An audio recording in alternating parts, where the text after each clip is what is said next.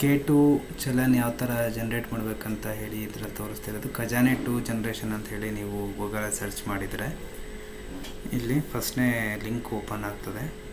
ಖಜಾನೆ ಜನ್ರೇಷನ್ ಇಲ್ಲಿ ಬರ್ತದೆ ನೋಡಿ, ಇದರ ಮೇಲೆ ಕ್ಲಿಕ್ ಮಾಡಿ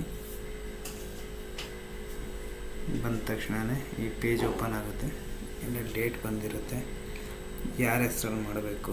ಈಗ ನಾವು ನಿಮ್ಮ ಅಂಗಡಿ ಹೆಸರಲ್ಲಿ ಇರ್ತದೆ, ಇದನ್ನು ನೋಡಿಲಿ ಈ ಥರ ನೋಡಿ. ಇಲ್ಲಿ ಮಧ್ಯ ಫ್ರಂಟ್ ಹೆಸರು, ಮಧ್ಯದ ಹೆಸರು ಮತ್ತು ಲಾಸ್ಟ್ನ ಕೊನೆ ಹೆಸರು ಏನಿರ್ತದೆ ಅದನ್ನು ಹಾಕಬೇಕಾಗ್ತದೆ. ಇಲ್ಲಿ ಮೇಲ್ ಐ ಡಿ ನಿಮ್ದು ಹಾಕಬೇಕಾಗ್ತದೆ, ಯಾವುದೋ ನಿಮ್ಮ ಕಂಪ್ನಿದು ಏನಿರುತ್ತೆ ಅದನ್ನು. ಅಡ್ರೆಸ್ಸು ನೀವೇನು ಕೊಡ್ತೀರೋ ಅದನ್ನು, ನಿಮ್ಮ ಅಡ್ರೆಸ್ನ ಹಾಕ್ಕೊಬೇಕಾಗ್ತದೆ. ಮೊಬೈಲ್ ನಂಬರ್ ಹಾಕ್ಕೊಳ್ಳಿ. ಇದೆಲ್ಲ ಆದಮೇಲೆ ಇಲ್ಲಿ ಎರಡನೇ ವಿಭಾಗದಲ್ಲಿ ಚೆಕ್ ಮಾಡಿ, ಇಲ್ಲಿ ಡಿಪಾರ್ಟ್ಮೆಂಟ್ ಡೀಟೇಲ್ಸ್ ಐತೆ. ಇಲ್ಲಿ ಫಸ್ಟು ಇಲ್ಲಿ ಬಂದು ಗೌರ್ಮೆಂಟ್ ಸೆಲೆಕ್ಟ್ ಮಾಡ್ಕೊಳ್ಳಿ. ಇಲ್ಲಿ ಹಾಸನ್, ನಿಮ್ದು ಯಾವ ಜಿಲ್ಲೆ ಬರುತ್ತೆ ಆ ಜಿಲ್ಲೆಯನ್ನು ಸೆಲೆಕ್ಟ್ ಮಾಡ್ಕೊಳ್ಳಿ. ಇಲಾಖೆ ಬಂದು ಅಗ್ರಿಕಲ್ಚರ್ ಡಿಪಾರ್ಟ್ಮೆಂಟ್, ಇಲ್ಲಿ ಅಗ್ರಿ AG ಅಂತ ಹೊಡೆದ ತಕ್ಷಣ ಇಲ್ಲಿ ಬರುತ್ತೆ ನೋಡಿ. ಇಲ್ಲಿ ಕರ್ನಾಟಕ ಡಿಪಾರ್ಟ್ಮೆಂಟ್ ಆಫ್ ಅಗ್ರಿಕಲ್ಚರ್, ಇದರಲ್ಲಿ 5-6 ಇದ್ದಾವೆ. ಅದರಲ್ಲಿ ಇಲ್ಲಿ ಕರ್ನಾಟಕ ಸ್ಟೇಟ್ ಅಗ್ರಿಕಲ್ಚರ್ ಡಿಪಾರ್ಟ್ಮೆಂಟ್ ಏನಿದೆ ಅದನ್ನು ಸೆಲೆಕ್ಟ್ ಮಾಡ್ಕೊಳ್ಳಿ. DDO ಕಚೇರಿ ಏನಿದೆ ಇಲ್ಲಿ ಬಂದು ನಿಮ್ಮದು ಯಾವುದು ತಾಲೂಕು ಬರುತ್ತೆ ಸಂಬಂಧಪಟ್ಟಿದ್ದು ಅದನ್ನು ಸೆಲೆಕ್ಟ್ ಮಾಡಿ. ಡಿಸ್ಟ್ರಿಕ್ಟ್ ಅಗ್ರಿಕಲ್ಚರ್ ಅಂದರೆ ಡಿಸ್ಟ್ರಿಕ್ಕಿಗೆ ಮಾಡಿ, ತಾಲೂಕು ಅಗ್ರಿಕಲ್ಚರ್ ಇದು ತಾಲೂಕು ವೈಸ್ ಬರೋದ್ರಿಂದ ತಾಲೂಕು ಅಗ್ರಿಕಲ್ಚರ್ ಫರ್ಟಿಲೈಸರ್ ಯಾವುದು ಬರುತ್ತೆ ಅದನ್ನು ಸೆಲೆಕ್ಟ್ ಮಾಡಿ ನಿಮ್ಮ ತಾಲೂಕುಗಳಿಗೆ. ಡಿಸ್ಟ್ರಿಕ್ ಆದರೆ ಡಿಸ್ಟ್ರಿಕ್ ಮಾಡಿ. ಇಲ್ಲಿ ಅಗ್ರಿಕಲ್ಚರ್ ಡಿಪಾರ್ಟ್ಮೆಂಟ್ ಇಲ್ಲ, ಇಲ್ಲಿ ಅದರ್ ಐಟಮ್ಸಿಗೆ ಬನ್ನಿ. ಅದರ್ ಐಟಮ್ಸಿಗೆ ಬಂದರೆ ಇಲ್ಲಿ ಬರುತ್ತೆ ನೋಡಿ, amendment for amendment or transfer of licence ಇಲ್ಲಿ ಇದೆ ನೋಡಿ.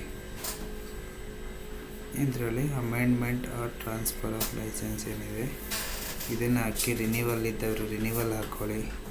ನಾನು ಲೈಸೆನ್ಸಿಗೆ ಏನಾದ್ರು ಕಟ್ಟಿದ್ದಾರೆ, ಕರೆಂಟ್ ಆಫ್ ನ್ಯೂ ಲೈಸೆನ್ಸ್ ಆದರೆ ಅದನ್ನು ಹಾಕ್ಕೊಳ್ಳಿ. ಇದನ್ನು ಇಲ್ಲಿ ಅಮೆಂಡ್ಮೆಂಟ್ ಇದೆಯಲ್ಲ, ಈ ಒಂದು ಅಮೆಂಡ್ಮೆಂಟ್ ಇರೋದನ್ನ ಹಾಕ್ಕೊಳ್ಳಿ. ಇಲ್ಲಿ 1 ಕೊಡಿ, ಇದೇನಿಲ್ಲ ನಿಮ್ಗೆ ಕನ್ಸಿಡರ್ ಆಗೋಲ್ಲ. ಇಲ್ಲಿಗೆ ಅಮೌಂಟ್ ಎಷ್ಟು ಕಟ್ಟಿರ್ತೀರ ಆ ಒಂದು ಅಮೌಂಟನ್ನು ಕಟ್ಟಿ ಹಾಕಿ ಇಲ್ಲಿ ಆ್ಯಡ್ ಅಂತ ಕೊಡಿ. ಸೇರಿಸಿ ಅಂತ ಬರುತ್ತೆ. ನೆಕ್ಸ್ಟಿಗೆ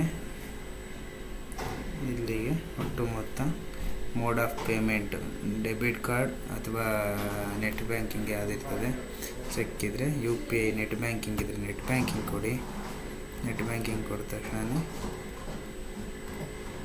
ಇಲ್ಲಿ ಟೈಪ್ ಆಫ್ ಬ್ಯಾಂಕಿಂಗ್ ಇದೆ, ಡೈರೆಕ್ಟ್ ವಿತ್ ಬ್ಯಾಂಕ್ ಏನಿದೆ ನೋಡಿ, ಇಲ್ಲಿ ಆಪ್ಷನ್ಗಳಿದ್ದಾವೆ. ನೆಟ್ ಬ್ಯಾಂಕಿಂಗಲ್ಲಿ ಡೈರೆಕ್ಟ್ ಇಂಟಿಗ್ರೇಟೆಡ್ ವಿತ್ ಬ್ಯಾಂಕ್ಸ್,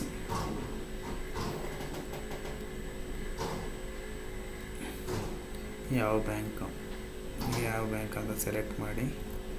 ಇಲ್ಲಿ ಕೆನರಾ ಬ್ಯಾಂಕ್ ನಾನು ಸೆಲೆಕ್ಟ್ ಮಾಡಿದ್ದೀನಿ.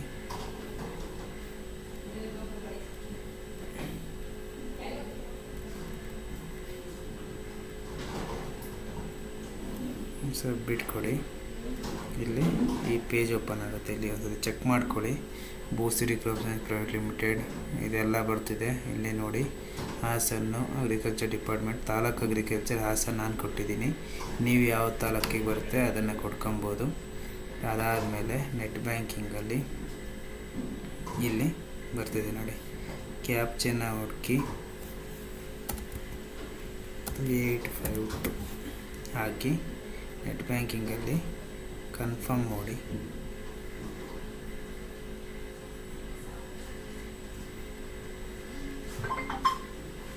ನೋಡಿ, ಇಲ್ಲಿ ನಿಮ್ಮ ಫೋನ್ಪೇಯಲ್ಲಿ ಬಂದಿರ್ತದೆ, ಅದನ್ನು ಓಕೆ ಮಾಡಿ.